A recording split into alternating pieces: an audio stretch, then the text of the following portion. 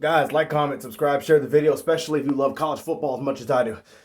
I'm saying it now, but before I start bragging, hats off to Clemson. That was a really good football game. Clearly, they deserve to be in the top 25 somewhere. They're a really good football team.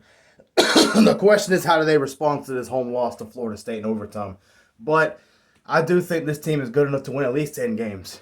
The only downside to Clemson is now it's 2 ACC losses, so it's very unlikely that they'll go to the ACC championship, in my opinion. But, man, Florida State's back. They're back. They're back. You hear that, for college football fans? They're back.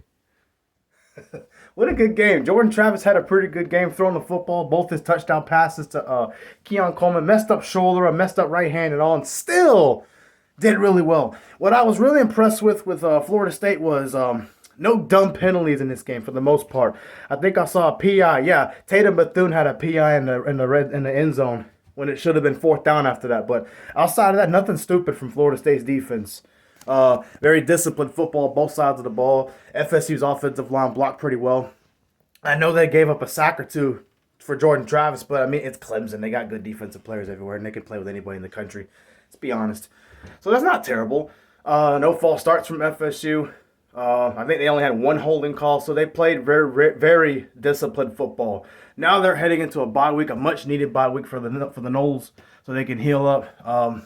But this win over Clemson says a lot about Mike Norvell and Florida State's football program. Other than what I just said with them saying that they're back, they are one of the best teams in the country. They're back to being a winning program. And they've kind of been doing it since the Florida and Oklahoma games last year. You guys say, well, they had losing seasons. Well, it's one thing to be an underdog and you win like beating a top 5 LSU team, right? But it's also another thing when you're favored to win games and you struggle because those teams that you're favored over shows up to play and gives you a hard fight and punches you in the mouth over and over. How do you respond to that? Well, it's simple. You respond by punching them in the mouth. You don't quit, no matter how hard the game is, no matter what position you're in. And Florida State did that with the Florida Gators. They did that with the Oklahoma Sooners. They did it today with Clemson. So, very good win for Florida State. It's a sign of things to come for Florida State. It really is. You know, Mike Norvell has really, really uplifted this program, has done a really good job. And if you go back on my channel, you know, I don't think I had a channel when he first got hired. But in my personal life and social media, I did say Mike Norvell was a good hire for Florida State, and I've been right about that. So I was also right about this game too.